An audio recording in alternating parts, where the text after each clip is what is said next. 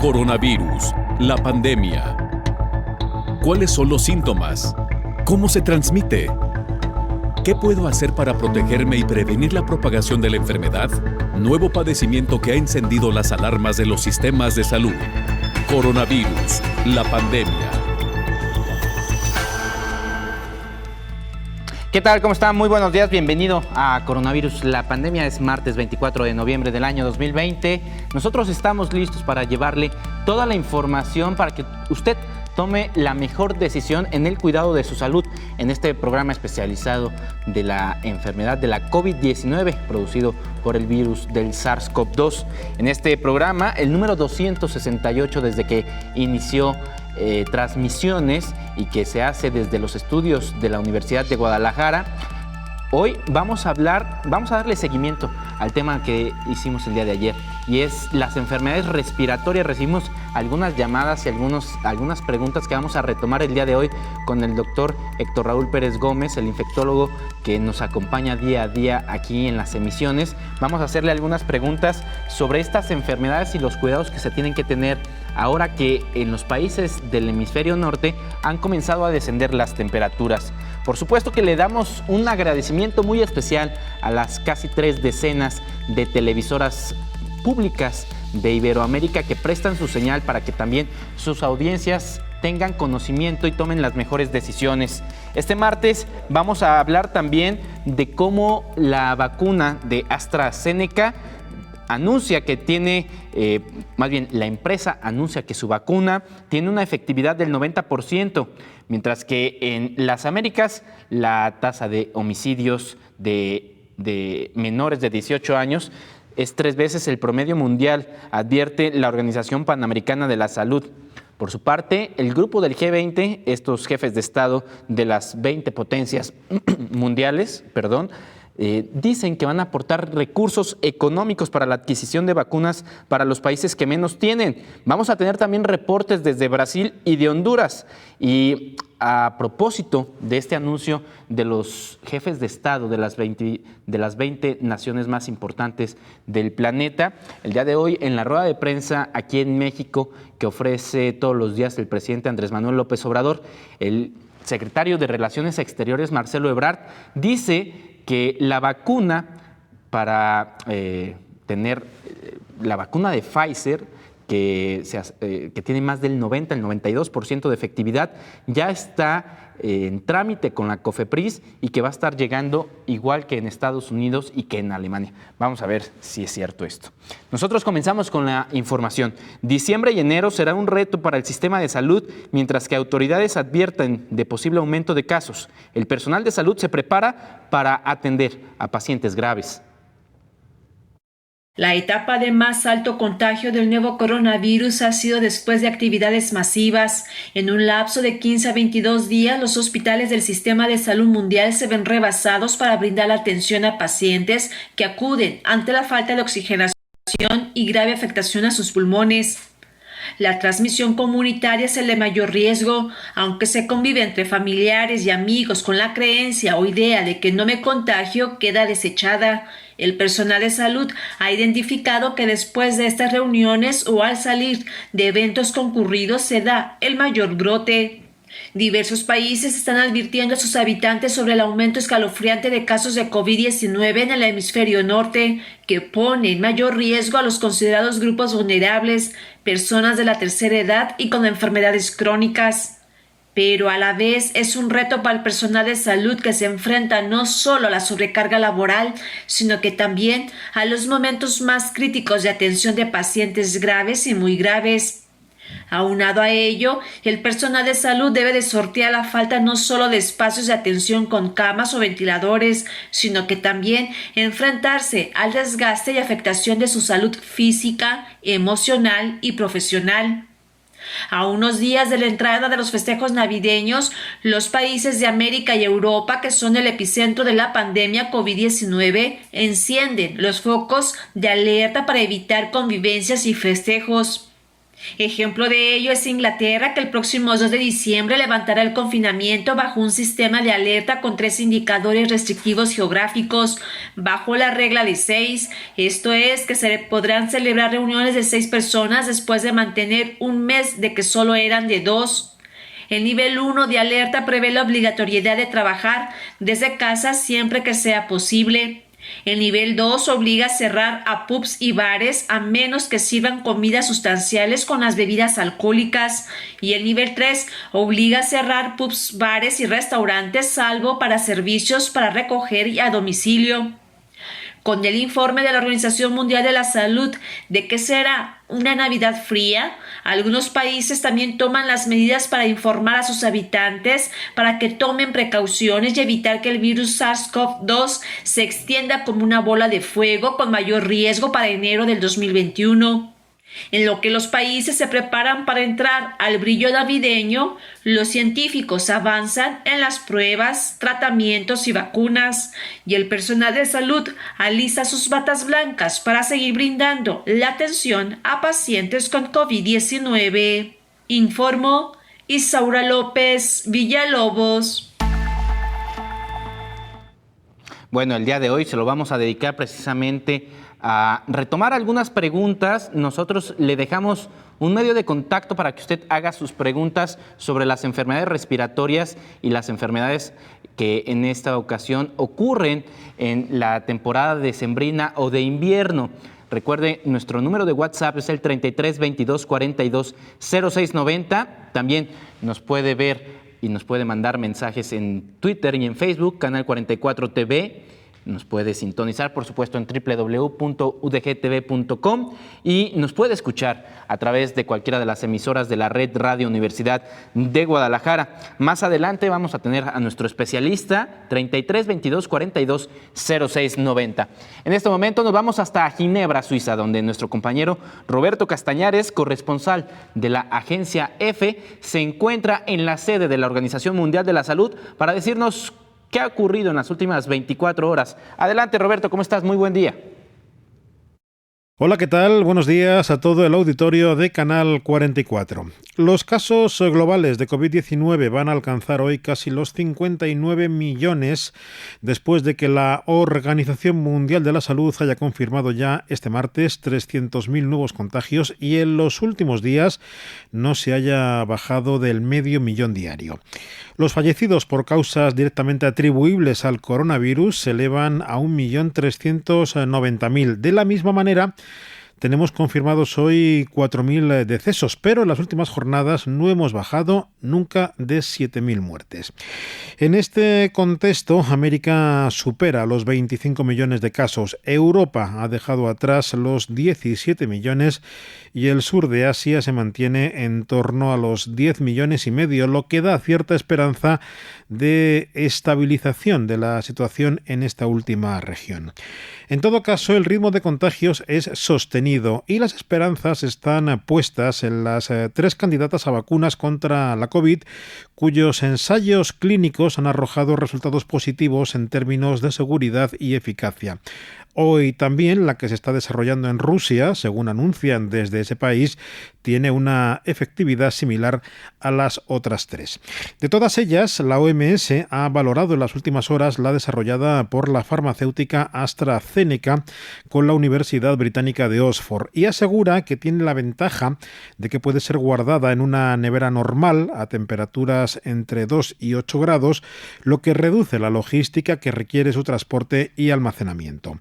Para los científicos de la OMS es una buena noticia comprobar que es posible desarrollar diferentes vacunas contra la COVID que eventualmente pueden servir para distintos grupos sociales que tienen precios distintos y que requieren condiciones de almacenamiento diferentes. Sin embargo, la precaución que debemos conocer todos es que los resultados presentados tanto por AstraZeneca como Pfizer y Moderna se basan en estudios que aún deben ampliarse y confirmarse, como se hace habitualmente en el desarrollo de cualquier vacuna. Reportó desde Europa Roberto Castañares para el programa Coronavirus, la pandemia. Pues ahí tiene usted la información. Hay que agregar que en Europa se están preparando para que en enero haya un tercer rebrote, mientras que aquí en América ya hay algunos países que están presentando un repunte, porque como en México, por ejemplo, pues nunca hubo un descenso muy claro. Vamos ahora con la información. Las vacunas, ya tenemos varias que han dado a conocer su efectividad, entre ellas Pfizer, BioNTech, por ejemplo, y ahora AstraZeneca. Esta empresa dice que su vacuna tiene un 90% de efectividad. La farmacéutica británica AstraZeneca informó que su vacuna contra la COVID-19 podría ser eficaz en un 90% y sin ningún efecto secundario serio. Según los datos del ensayo de fase avanzada que se realiza en Reino Unido y Brasil, la vacuna desarrollada por la Universidad de Oxford fue efectiva en un 90%, cuando se administró media dosis seguida de una dosis completa, con al menos un mes de diferencia. Hasta el momento no se han confirmado casos de seguridad graves relacionados con la vacuna y fue bien tolerada en ambas formas de dosificación, dijo la farmacéutica. AstraZeneca tendrá disponibles 200 millones de dosis de la vacuna de COVID-19 que desarrolla junto a la Universidad de Oxford a finales de 2020 y 700 millones de dosis a nivel mundial para finales del primer trimestre de 2021. Una de las grandes ventajas de la vacuna de AstraZeneca es que se puede distribuir más fácilmente porque ésta se mantiene a temperatura normal de un refrigerador, a diferencia de los biológicos de Pfizer y Moderna, que tienen que ser almacenados en congelador. Esto haría que la vacuna de AstraZeneca fuera más fácil de transportar y almacenar a nivel mundial, especialmente en los países con recursos más limitados. La vacuna de AstraZeneca utiliza una versión modificada del virus del resfriado común de los chimpancés para dar instrucciones a la célula para que luchen contra el virus SARS-CoV-2, una estrategia diferente de la nueva tecnología conocida como ARN mensajero, utilizada por Pfizer y BioNTech y también por Moderna, informó Rocío López Fonseca. Y en más información, las Américas tienen una tasa de homicidios de menores de 18 años 3 veces el promedio mundial. Así lo advierte la Organización Panamericana de la Salud.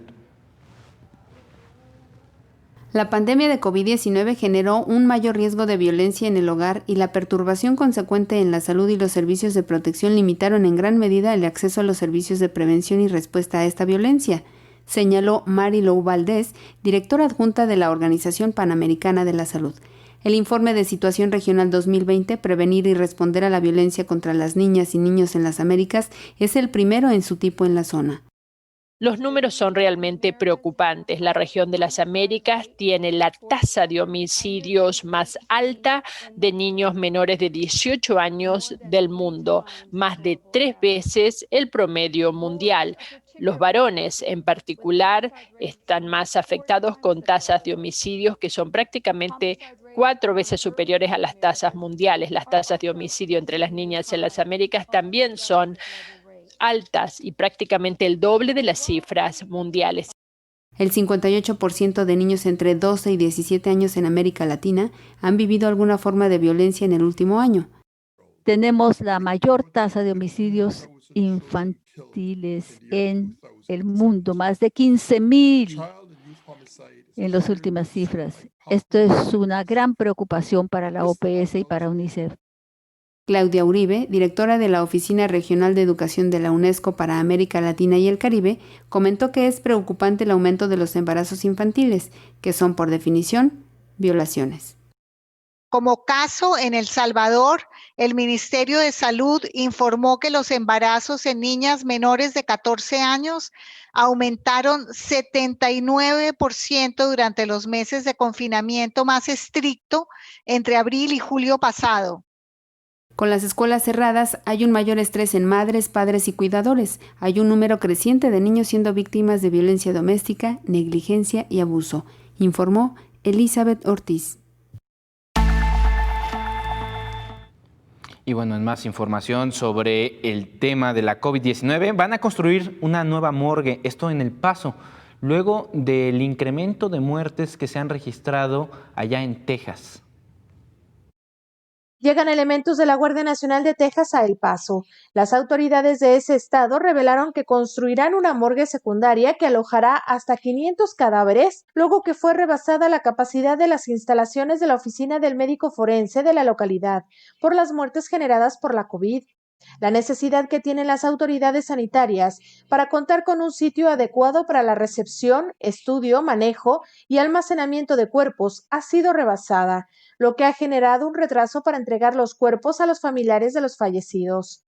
La creación de una morgue secundaria, así como la contratación de personal civil para el manejo de cuerpos, es parte de los trabajos que el Condado de El Paso, junto a la ciudad de El Paso y el gobierno estatal, están haciendo para aminorar los efectos que trae consigo la pandemia y el alza de contagios en la región fronteriza.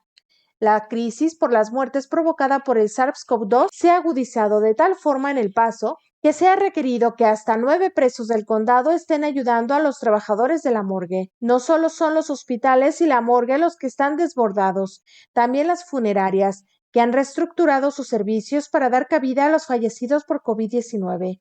Señalan que 70% de los cuerpos que están recibiendo para ser velados son de personas que fallecieron por la pandemia. Dueños de funerarias se quejan de que están saturados con el desborde de la situación, informó Rocío López Fonseca. Vamos a una pausa y recuerde que el día de hoy está aquí con nosotros el doctor Héctor Raúl Pérez Gómez para atender a sus inquietudes sobre las enfermedades respiratorias en este periodo invernal. Le dejamos el número de contacto, el 33 22 42 06 90. Vamos a una pausa y regresamos aquí a Coronavirus, la pandemia.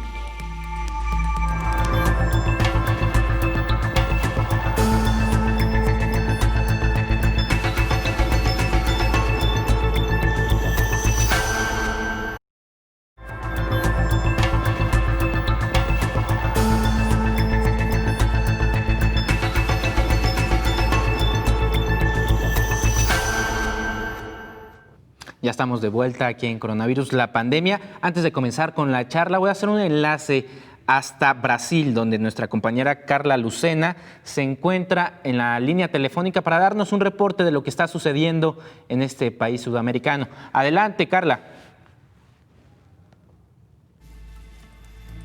Bueno, vamos a tratar de restablecer la comunicación en unos minutos. Mientras, saludo aquí al doctor Héctor Raúl Pérez Gómez. ¿Cómo está, doctor? Qué gusto saludarte, querido Omar. Bien, afortunadamente. A ver, antes de comenzar con las preguntas, vamos a darle un poco de seguimiento a algunas preguntas sobre las enfermedades respiratorias, pero yo quisiera comenzar con la charla porque también es preocupante la situación en que están viviendo las personas que están dentro de los hospitales, enfermeros, doctores, de todo tipo de personal médico que está dentro de los hospitales y que sin duda alguna va a cargarse todavía más el trabajo. Es definitivo, Omar. Y me parece que es una reflexión que debemos estar haciendo día con día cuando estamos en medio de una pandemia y el resto de las enfermedades siguen vigentes, siguen activas, y esto representa un doble reto para el personal de la salud. En este caso, estamos en medio de una gran pandemia que ha puesto a los sistemas de salud en circunstancias verdaderamente vulnerables, pero cuando hablamos de la llegada de los meses más fríos en la región que corresponda, en este caso en el hemisferio norte, sabemos que se incrementa hasta en un 12% el número de hospitalizaciones por enfermedades respiratorias. Hablando de pacientes con bronquitis aguda, estamos hablando de pacientes con neumonías, estamos hablando incluso de situaciones no infecciosas como la agudización de crisis asmáticas, por ejemplo, o la agudización de enfisema pulmonar en personas que sufren enfermedad pulmonar obstructiva crónica. Entonces, todo esto incrementa entre el 12 y el 15% el número de ingresos hospitalarios lo cual va a significar una sobrecarga de trabajo a la ya de por sí en momentos saturada infraestructura de atención hospitalaria por COVID-19.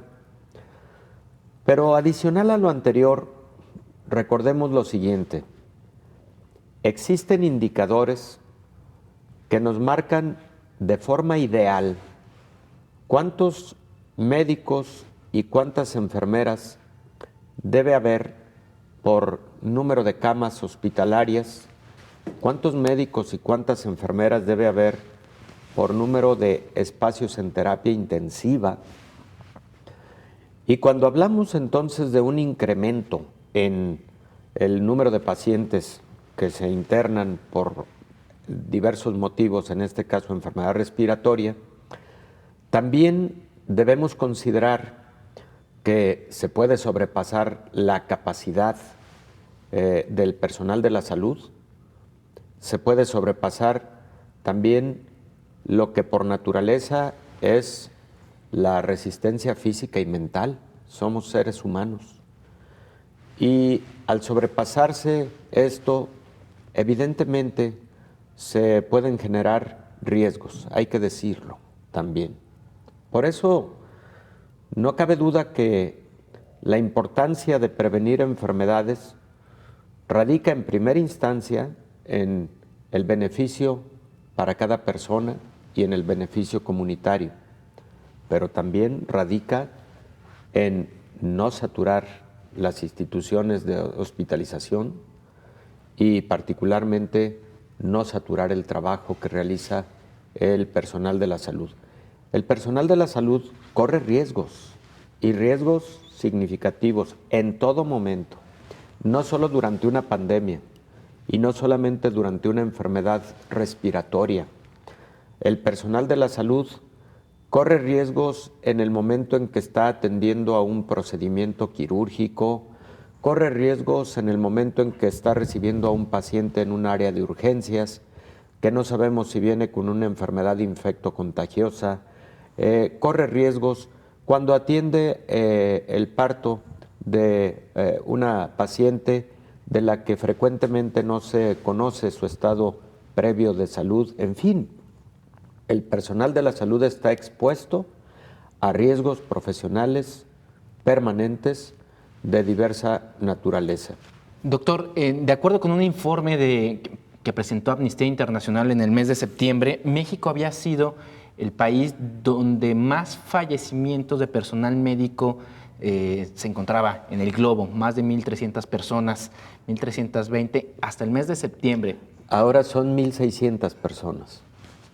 Más, digo, es irreparable este daño. Así es. Pero las personas que se quedan, las personas alrededor del personal médico, ¿cómo se sostiene, digamos, esta red de apoyo que hay alrededor del personal médico?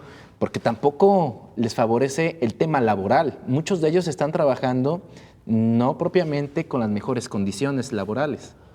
Efectivamente, Omar. Ese es otro punto que hay que considerar.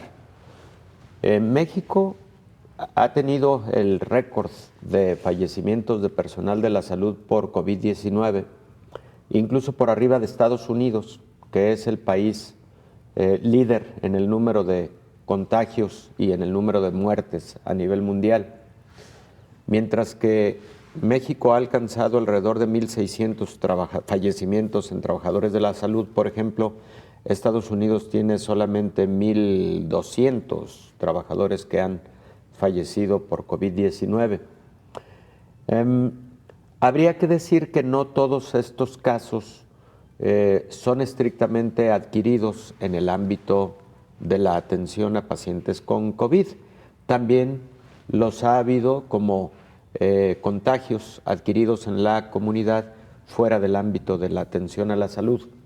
Pero tú lo dices bien, Omar, hay profesionales de la salud que lamentablemente podrían no estar en las mejores condiciones laborales que generen la suficiente protección para sus deudos, por ejemplo, y hay que decirlo con esa claridad y con esa crudeza, porque frecuentemente hay personal de la salud que se desempeña exclusivamente en el ámbito privado y ahí podría no existir un seguro de vida, un seguro de gastos médicos, podría no existir un seguro de seguridad social, ¿no? Claro, seguridad pensión social, pensión digna, etcétera, ¿no?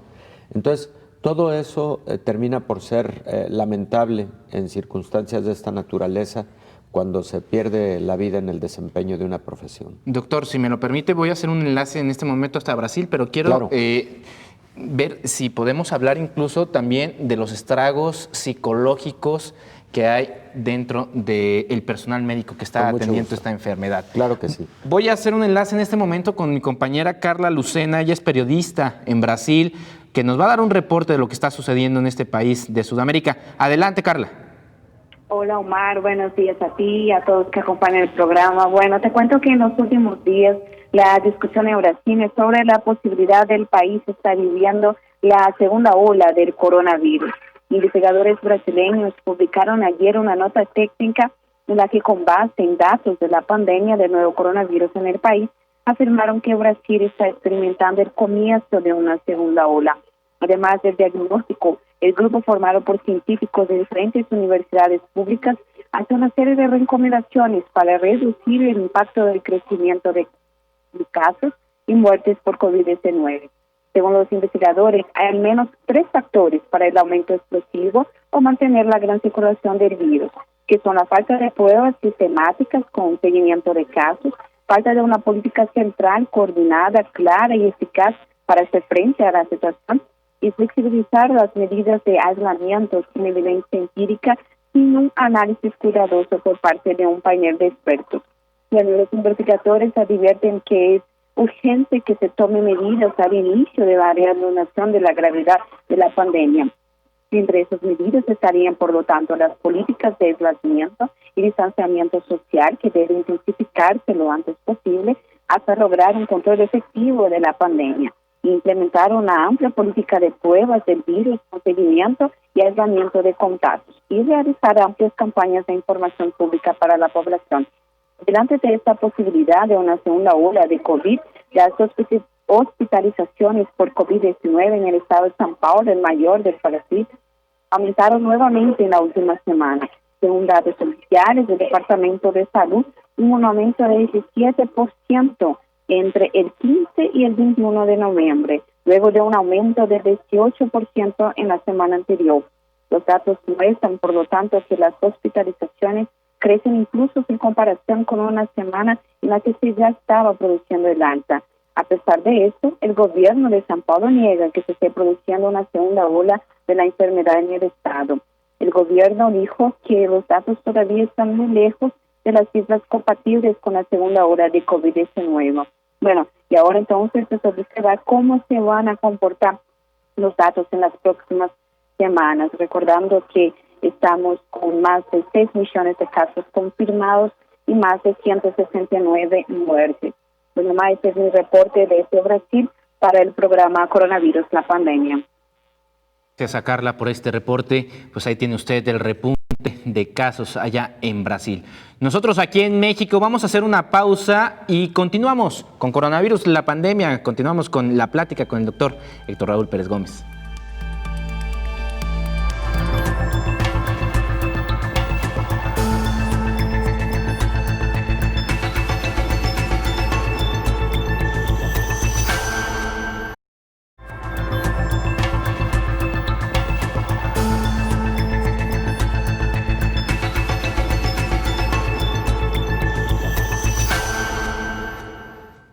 Hoy estamos dedicándole este espacio informativo de Coronavirus, la pandemia, a los retos que enfrenta el sector médico ahora con el repunte de casos y sobre todo porque en los países del hemisferio norte el frío va a ocasionar que algunas enfermedades vayan en aumento, sobre todo enfermedades de tipo respiratorio. En países de América Latina ahí se disfrazan estrategias de salud mental, pero reproducen un modelo muy arcaico como es el del manicomio. Aunque hace 30 años distintos países firmaron la Declaración de Caracas, que marca un cambio en la atención psiquiátrica institucional a la atención comunitaria, algunas naciones solo le han cambiado de nombre al manicomio. El informe de desinstitucionalización de la atención psiquiátrica en América Latina y el Caribe, publicado este mes, indica que es necesario evitar la transinstitucionalización, es decir, mover personas desde el hospital psiquiátrico a otros servicios con nuevos nombres, pero que reproducen el control y vulneran sus derechos presentes en el manicomio. Las prácticas son las siguientes: transferir de una institución de la red de servicios del Ministerio de Salud a otro ministerio, como son los de protección o bienestar social, pero que reproducen residencias aisladas de la red de salud general y de la comunidad. Otro es el cambio de nombre de las instituciones sin que se haya modificado sustancialmente el modelo de atención asilar. Por ejemplo, Hospital Neuropsiquiátrico, Centro de Salud Mental, Hospital Escuela e Instituto de Salud Mental. Además está adscribir a la institución una supuesta función de rehabilitación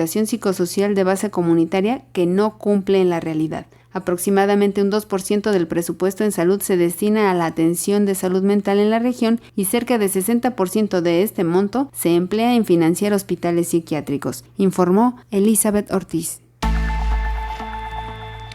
El grupo de jefes de Estado del llamado G20, son las 20 naciones más poderosas del planeta, dice que van a aportar los recursos económicos suficientes para que haya vacunas lo más pronto posible.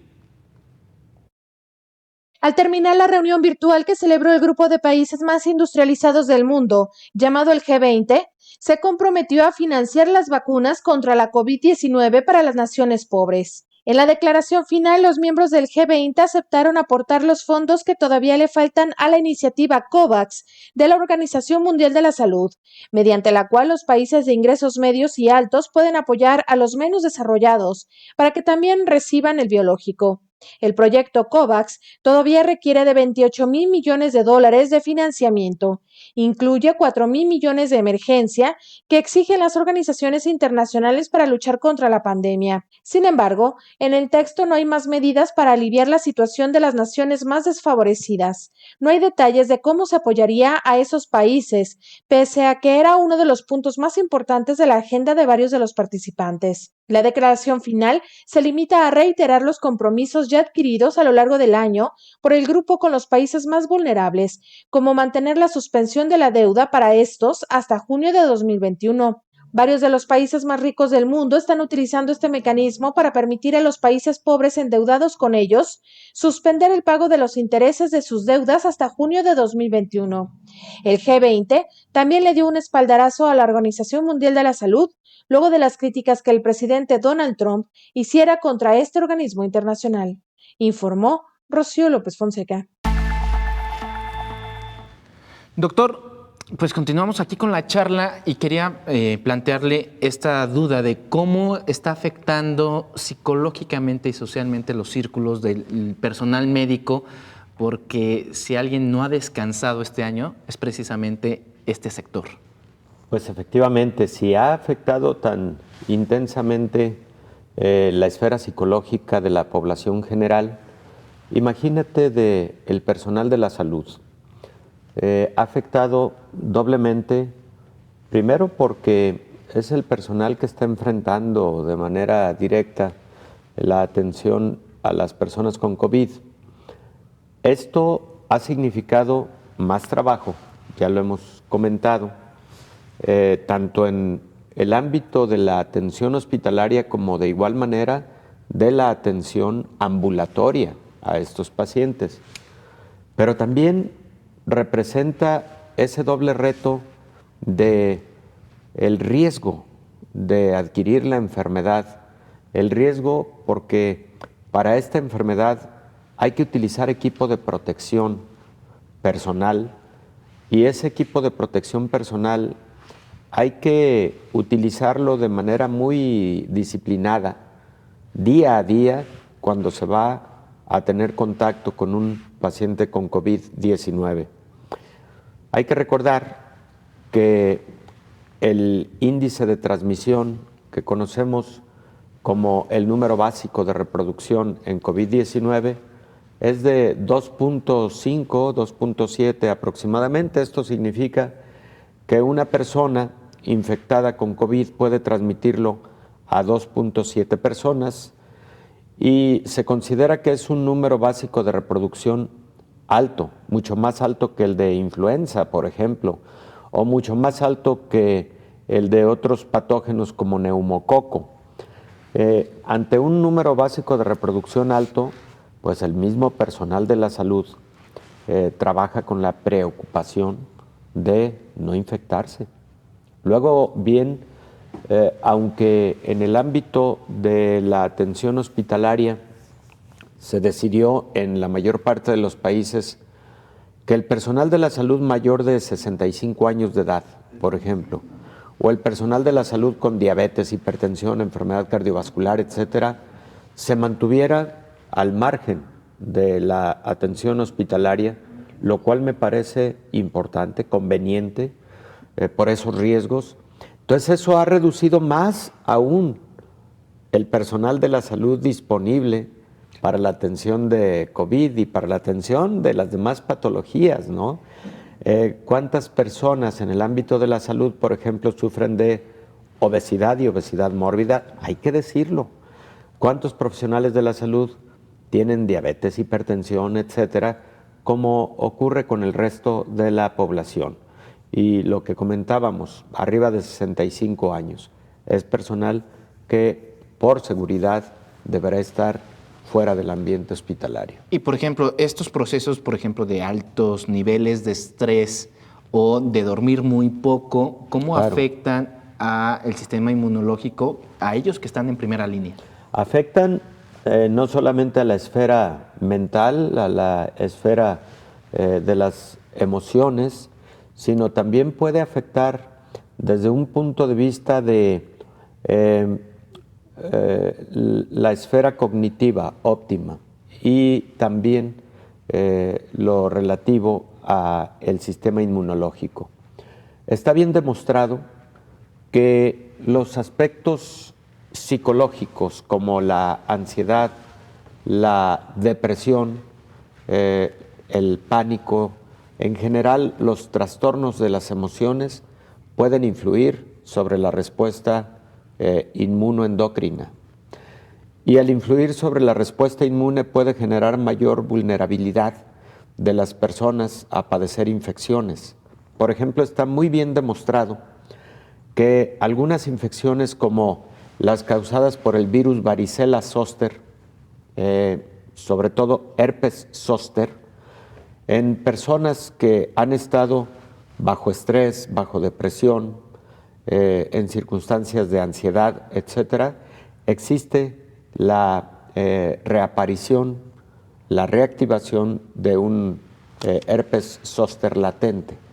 Y está tan demostrado que influye el sistema sobre el sistema neuroendocrino, las emociones, que otras muchas patologías infecciosas se ven con mayor frecuencia en pacientes que sufren este tipo de trastornos psicológicos. Y en este sentido, doctor, por ejemplo, los médicos, más bien, existe una creencia de que los médicos son muy fríos a la hora de ver la muerte, ¿no? Y porque la ven cotidianamente, pero en realidad parece que es un sistema de autoprotección. Yo creo que es una falsa creencia. Yo creo que el personal de la salud nunca ve fríamente la muerte, nunca ve fríamente la enfermedad. Me parece que lejos de eso, lo que adopta es una serie de medidas para pensar mejor, para actuar mejor, para revisar mejor cada caso y para ofrecer lo mejor en la atención. No es que no te invadan las emociones, la preocupación, el sentimiento de perder a un paciente, y frecuentemente el personal de la salud hace una fuerte solidaridad con la familia. Lo que ocurre es que también hay que tener en consideración el tiempo y la mente fría que hay que colocar para la revisión adecuada de un caso y proyectar lo que se va a hacer. A los pacientes que estás viendo día con día en hospitalización, en una unidad de cuidados intensivos, les tienes que revisar muchísimas variables clínicas, respiratorias, los parámetros del ventilador mecánico, los estudios de laboratorio, cómo está el paciente en su función renal. O sea, son tantos detalles, tantas variables clínicas, laboratoriales, de imagen, parámetros respiratorios y de ventilación, etcétera, que es mucho el tiempo que cada paciente crítico demanda del personal de la salud. Entonces, tienes que priorizarle ese tiempo para que el paciente reciba el máximo de los beneficios. Entonces, de ninguna manera es frialdad en el procedimiento. Yo creo que si alguien sufre por el deterioro de un paciente, si alguien se preocupa, si alguien además pierde el sueño por tener a un paciente en condición de gravedad, es el equipo de salud, el médico responsable, los médicos responsables, y en todo momento se procura la solidaridad con la familia. Pero es que a veces se puede percibir esto porque el médico o el cuerpo de salud está trabajando en asuntos científicos muy técnicos, etcétera, para lograr sacar adelante el caso. Y hay muchísimos casos, por ejemplo, en el que el personal médico incluso se vuelve cómplice ante pacientes que pues no tienen a quien los acompaña a un lado en la cama. Claro. Y incluso les llegan a hacer las conexiones para hacer videollamadas con sus familiares, ¿no? Fíjate, Omar, qué detalle tan interesante y la verdad que loable en el momento en que empezó a ocurrir. Compañeras enfermeras, compañeros enfermeros médicos, etcétera, que ante la imposibilidad de que los familiares entraran a áreas COVID, efectivamente utilizaron dispositivos para poderles generar ese contacto. Evidentemente, sin poner en riesgo absolutamente nada. Pero eso fue ayudando para que la familia estuviera más tranquila. Al menos ya lo vi, me dirigió algunas palabras, me da la impresión de que está un poquito más estable, etcétera. Pudieron haber ocurrido escenarios también muy difíciles de alguien en intubación endotraqueal, en ventilación, pero aunque en esas circunstancias se trata de evitar esto, cuando hay manera de que sí exista comunicación, se permite. Y en el último caso, digamos, también funcionaron como cómplices del último adiós, ¿no? También como solidarios para el último adiós. En momentos en los que se advertía el alto riesgo inminente de muerte, sí se permitieron incluso momentos de contacto cercano que no representara ya un riesgo para los familiares. Ahí tocas un punto muy importante, 30 segundos, porque se me hace que nos quieres mandar a un corte. Sí. Rápido. Hay momentos en el que el paciente con COVID complicado, crítico, ya realmente no tiene el virus, tiene un síndrome post-COVID, o sea, lo que tiene son ya los estragos que generó el virus, aunque el virus ya no esté. Ahí ya no transmite la enfermedad, ahí es cuando ya se puede permitir contacto con la familia en una circunstancia de alta seguridad, procurando posiblemente distancia importante con otros pacientes que puedan estar hospitalizados en un área COVID. Doctor, voy a una pausa y regresamos para continuar con los retos que está enfrentando el personal médico de cara a la temporada decembrina.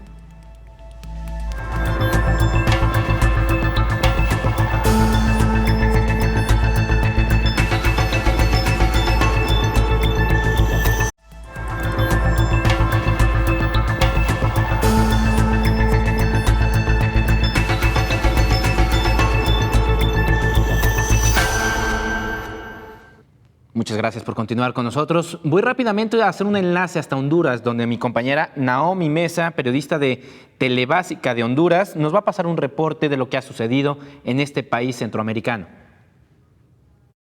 Un saludo para ti, Belén, y para toda la audiencia de Canal 44 desde Honduras. Los casos de COVID en el país siguen ascendiendo. Esta pasada semana cerramos con más de 104.900 casos, con el lamentable deceso de más de 2.800 hondureños por COVID.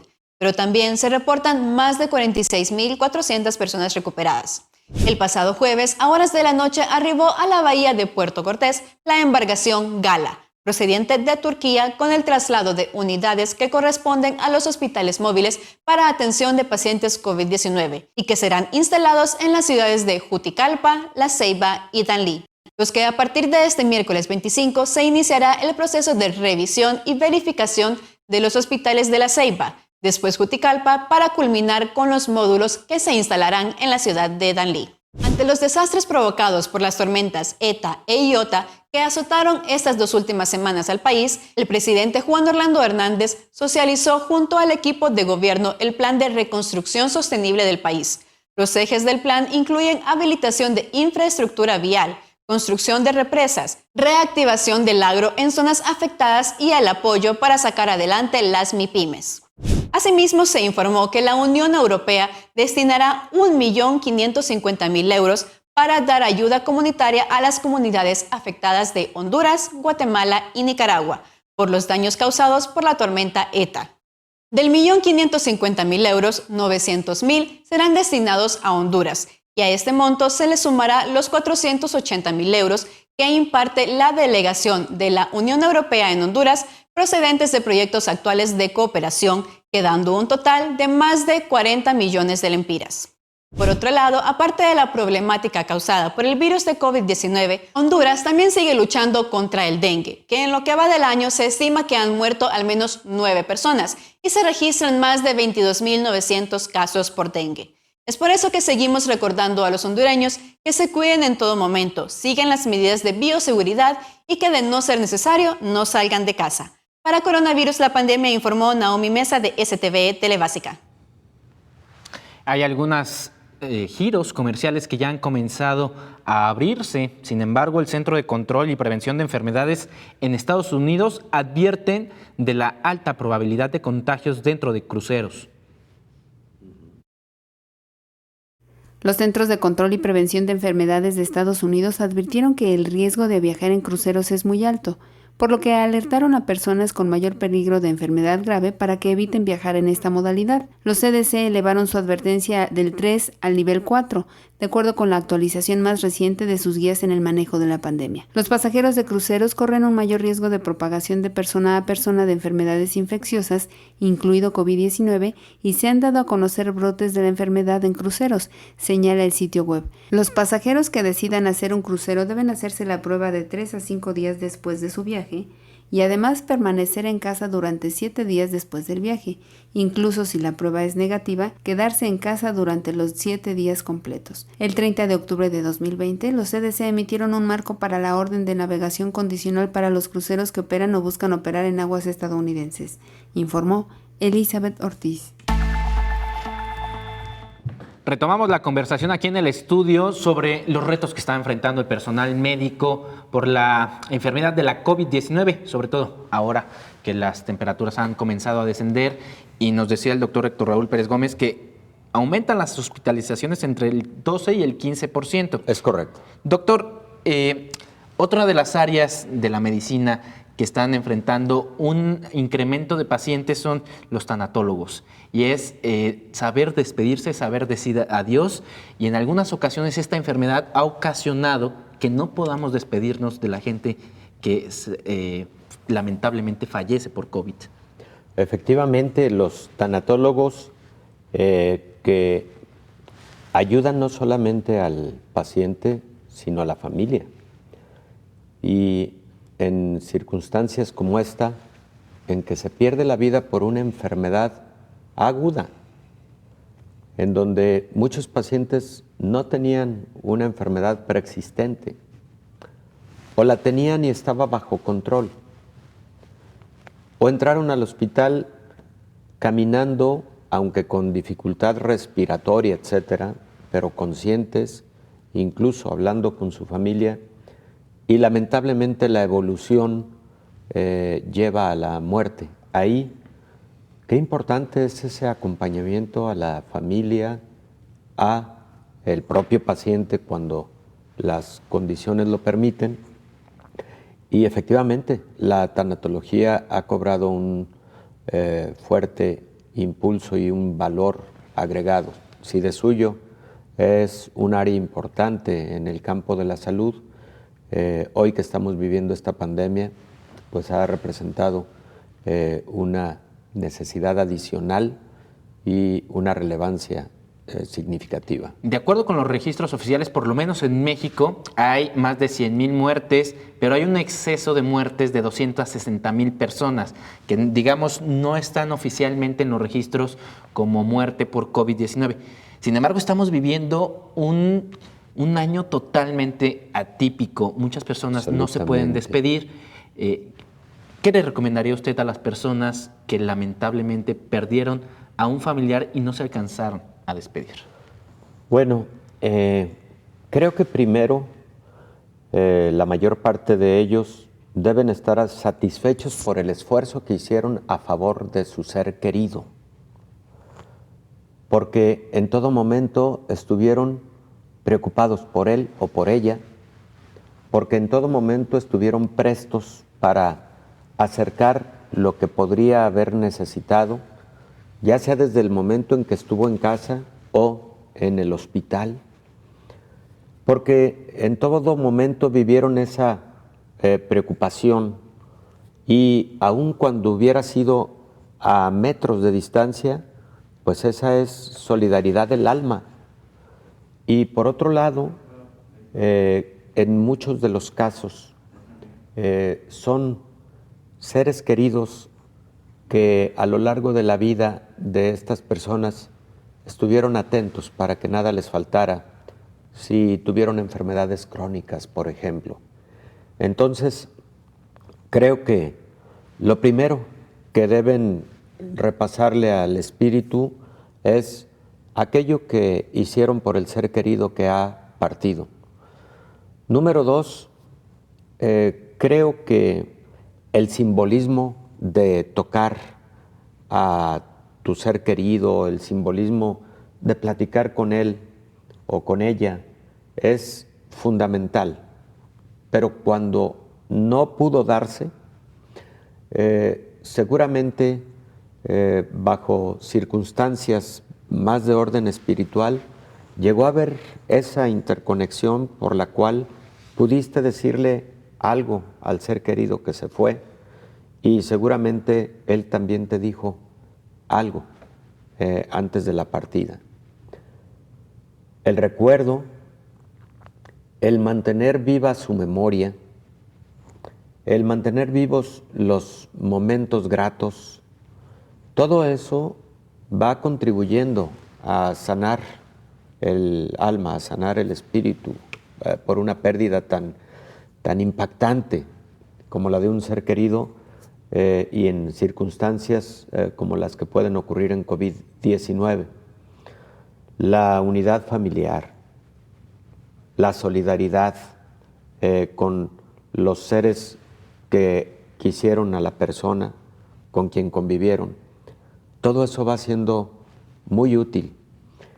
Quien tiene creencias religiosas seguramente identifica también en ese espacio de la espiritualidad la posibilidad de algún día tener un reencuentro con el ser querido, porque es parte de las creencias religiosas, y todo eso va generando un alimento al espíritu que puede ayudar a sobrellevar una situación tan intensa como fue la pérdida de un ser querido. Y buscar después acompañamiento, ¿no? Acompañamiento y apoyo psicológico profesional. Perfecto. No cabe duda que ahí está un punto básico para poder subsanar, aunque sea parcialmente, una pérdida de ese Doctor, tamaño. muchísimas gracias por esta Gracias, charla Omar. del día de hoy. Pues ahí tiene usted, no la tienen fácil el personal médico, sobre todo en estas circunstancias. Nos toca a todos poner de nuestra parte, cuidarnos y tratar de salvar nuestra propia salud. Muchísimas gracias por acompañarnos el día de hoy en Coronavirus, la pandemia. Nosotros nos vemos el día de mañana. Coronavirus, la pandemia.